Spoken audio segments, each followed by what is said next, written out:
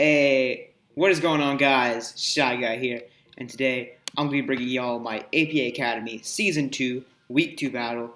Now, last week we got a good dub versus Owen. Unfortunately, the rest of my team didn't do so hot. We ended up going 2-6 overall, which is pretty bad, not that great. We're out of all three teams, we were last. So it's very important that I win this game again to keep the streak alive, try to boost the team up in the standings, but unfortunately, we have our work cut out for us this week as we're going to be taking on Styx of the Token Minorities, coach of the Duke Blue Dwebbles. Styx, very prominent figure in the community, so I'm very excited to face him. Didn't know him personally before this battle, so that's cool. Then we get to meet. His team is pretty terrifying. He's got a great Trick Room core. Dialga, Mega Mawile, Rotom Wash, Victini with Z, Shaman, Alolan Persian with Z, Gengar with Z, Porygon 2, Mesprit, Crabominable, Roselia, and Zygarde Complete. So looking at the standout things this matchup, Life Orb Dialga, 3 attacks, and then Stealth Rocks for the last move. That's the set I'm expecting, and it's the best set versus my team. I don't have a great switch into it. Mega Mawile, Swords Dance, Player of Ironhead, Sucker Punch, again, just destroys my team. That's kind of the problem with having Excadrill as your only steal. It's a good steal, but it's better offensively, and in this matchup, I really need a bulkier steal, and that's not what I have. Rotom Wash, good pivot, just good bulk. Keep a note, though, that Excadrill's Mold Breaker means it's not immune to Earthquake. Victini, whether it's Band or Scarf, or maybe more defensive set, not only defensive set, but has a Z move or a type-resistant berry like a Shuka or a Colbur. What I'm expecting. I think Victini definitely comes. Gengar with Scarf has a good matchup. Porygon 2, I'm also definitely expecting to come. It's his best Yveltal switch in, one of his better Megazam switch ins, good Kyurem switch in, and really just hard for my team to break outside of, say, Terrakion. And then Zygarde Complete, that's the third and final thing I'm definitely expecting to come. If it gets up a couple of dances, I could just lose the game if my team is weakened, and that thing could just run through teams. That's mainly what I'm expecting. I could also see Mesprit or Alolan Persian coming, but everything else I'm not too certain on. So that's that. But one thing to note about his team is it's very slow. Like I said, it's more of a Trick Room style team. He's got some good setters. Dialga, Victini can be a good setter. Porygon 2, and Mesprit. Those are all great setters. But his speed tiers are a bit lacking. So let's take a look at the team I built. Unfortunately, I will say I do not like this build. It's just not my taste. I'm more of a bulky offensive player, and this is much more of a hyper-offensive build. So I don't like this build, and you'll see how that affects the battle. So first off, we have our Yveltal Crow, Life Orb, Dark Aura, Dark Pulse, Sucker Punch, Roost, and Heat Wave. Dark Pulse and Heat Wave just pretty much hits most of his team. We two-shot everything except P2 with those two moves. The attack is so that we OHKO Victini and Gengar. And then we always outspeed max Timid Yveltal. And the purpose of Roost is just to stay healthy after Rocks, Chip, and Life Orb. So it's pretty standard Yveltal set, nothing crazy there. Next up we have our Terrakion Rye, Victinium Seed Justified, Stone Edge, Close Combat, Earthquake, Rock Polish. Kind of my win con this week again. If I can get a Rock Polish up, we could be in a good spot. We outspeed max speed Timid or Jolly Victini and Shaman.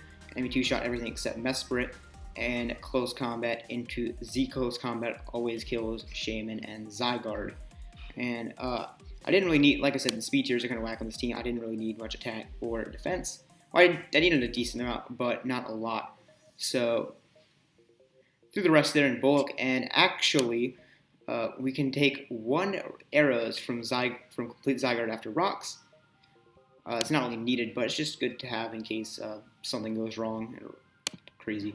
Next up, we have Beardy the Kyurem, Choice Scarf, Pressure, Draco, Meteor, Ice Beam, Toxic. Again, just a standard Choice Scarf Kyurem set. We mainly meant to revenge the Zygarde, Complete at +1. We also got the Toxic packing for the P2. We do 75% to Zygarde Complete, which will be what he's at if we get it in 50% range. So that's what that is. Next up, we have our Excadrill Citrus Berry. I'll explain that. Mold Breaker, Earthquake, Rapid Spin, Stealth Rock, Toxic. So basically, with this EV spread, I take over 50% from a play rough from a max attack Adamant Mawile, and that means I pop my Citrus Berry and I'll be at 75%, which means I will always be able to take a second one and I get threatened out with Earthquake, which is the main set with this thing. Main plan with this thing, we got Hazard Control, Rocks, and Spin, and then Earthquake's just nice to have. He does not have an immunity and is only switching its Shaman, and I got Toxic for everything else. I have a lot of Toxic on this team, mainly for the P2 because that thing is AIDS for my team. Next up we have Mega Alakazam, High Jump Sean, with the Alakazite, Magic Guard, Psychic, Focus Blast, Protect, and Recover. Special attack, just Oko's everything. Speed, make sure to be outspeed the Alolan Persian. Creeping Terrakion, I think. Yeah. And then we just randomly put the rest of EVs so that in case I miss a Focus Blast or a Scarf Dialga, I could take a modest Draco from that thing. It's nice. Protect on there in case we need to stall at Trick Room turns, and then Recover just to stay healthy. Psychic, Focus Blast, just good stat versus team. Fortunately, we don't hit Mesprit or Victini, but it's fine. We have other ways to break those. And then finally, we have Lantern, which is pretty much one of the only bulky mon team. I guess Drill is also bulky. I just have some random bulk throw and some mons. Shukaberry, Volt Absorb, Scald, Volt Switch, Ice Beam, Toxic.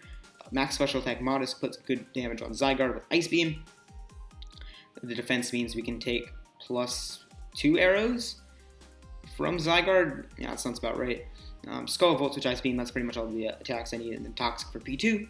And yeah, that's the team we're going to be bringing. Like I said, not a big fan of this build. And now let's hop into the battle. Yeah, we gotta adjust this again. Can we fit it on the screen? No, give me a sec.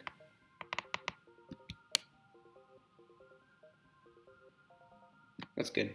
Alright, so as you see here, he brings the Mawile, Dialga, Gengar, P2, Mesprit, and Zygarde. Pretty much what I expected. No Wash or Victini, kind of surprising. More so the Victini, I thought that thing had an excellent matchup. But everything he brought makes sense. The only thing I was like slightly iffy on was the Mesprit, but it's an okay rocker, this matchup. And it doesn't force Dialga to run it, which is nice. So looking at leads, Lantern is, I thought, was my most expendable member here. There's no Victini, which was what it was mainly there for. And we could always get a Scald up versus something. I think his lead would probably be one of his rockers, I'd say.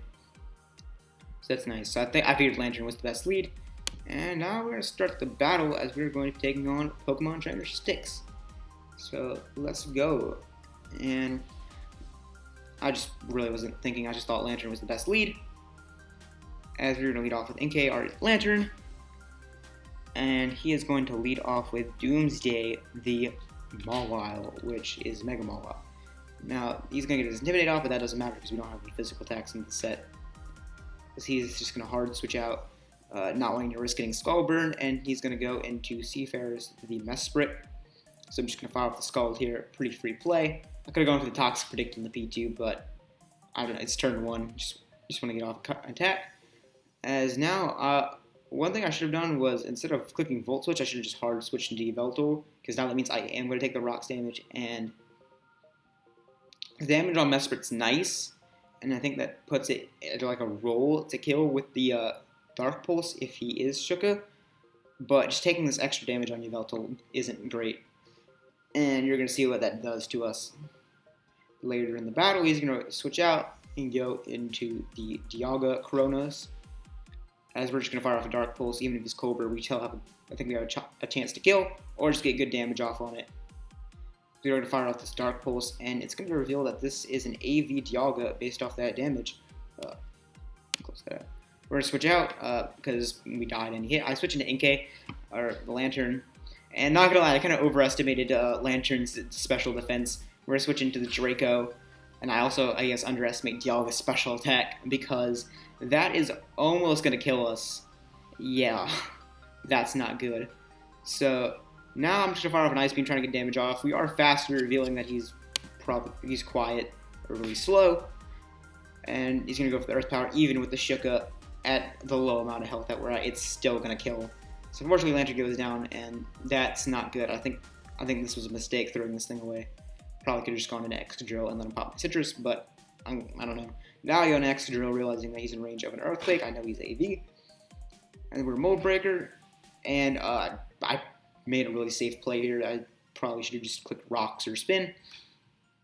As he brings in the Zygarde, we are going to get an okay amount of chip off with Earthquake, but It's fine. I probably should, like, again, should have just clicked spin or rocks, but I didn't want to, like, risk losing my drill clicking rocks, and then he just goes for Earth Power and gets a big chunk off.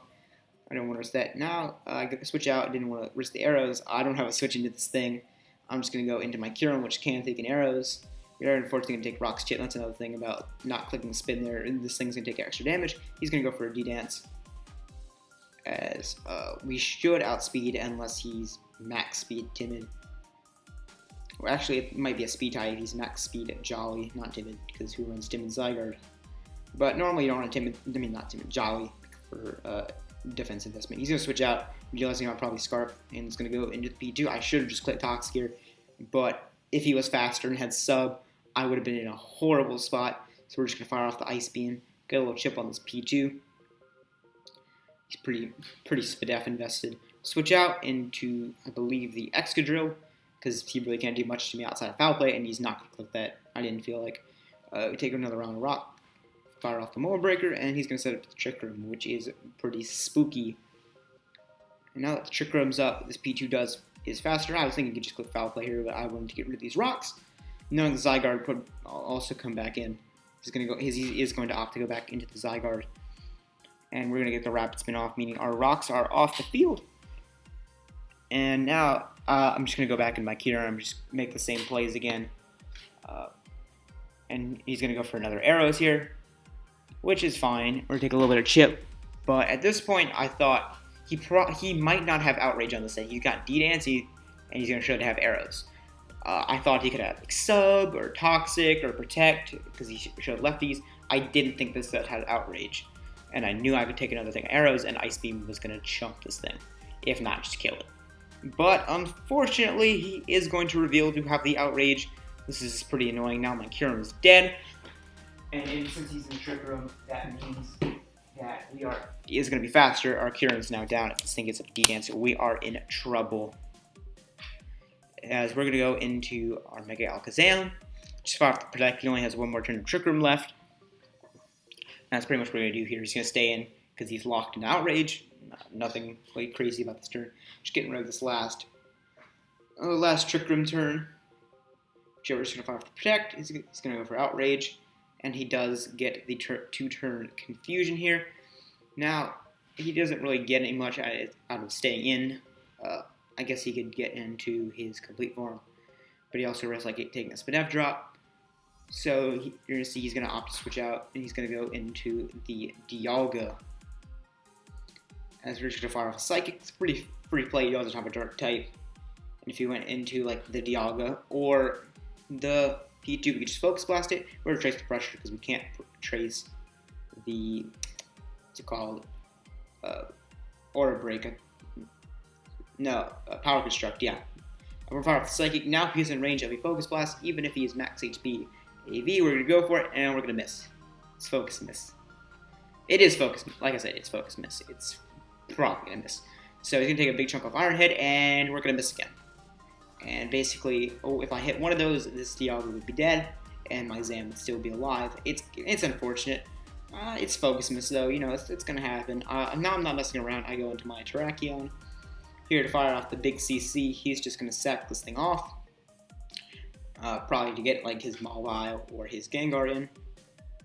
And that's what he's going to opt to do. He's going to sack this off. Dialga's going to go down. We're not going to get 6-0'd, thank God. I'm not going to lie, I was playing this game not the greatest. And he's going to go into Gengar. I just expect him to go for Focus Blast. As we are going to go into our Yveltal. And he's going to reveal to be the Z move, which is going to be the pummeling Z Focus Blast. We have an slightly over 80% chance to live this. So 1 in 5 times he kills me, 4 in 5 times we live, and we're going to Sucker Punch or Dark Pulse it. But you're going to see he's going to fire off the all-out pummeling, and Yveltal's going to get the crap beaten out of it. And unfortunately, he is going to get a critical hit, which means that the roll did not matter at all. That's kind of unfortunate, but you're going to see in the sec that it might not have mattered. I think he still won at this point either way. I was just trying to conserve some diff. He's going to reveal the Destiny Bond. So basically, I was going to click Sucker Punch versus thing, So it would have been mind games whether it's between Sucker Punch and Destiny Bond. We're going to go for the Earthquake, and not because I didn't know he had Destiny Bond. I figured I just wanted to get rid of this Gengar. He had a chance to live. A Focus Blast, small chance. We're going to kill the Gengar with Earthquake, but unfortunately at the cost of losing our Terrakion. And this game's over because all I have left is Excadrill, and he has a Zygarde that's almost at full. Yeah. Basically, I need to get a bunch of crits and hope that I lived a bunch of times. I got like 2 crits and I have to be faster, but I'm not faster. So that's unfortunate. So that's a GG Styx. Yeah, we're going to live out on 7%. We are going to pop our Citrus. I'm not going to lie, I was hoping he'd kill me. Just save a turn. It's fine, I guess. We're going to go for the Toxic. I thought it was faster.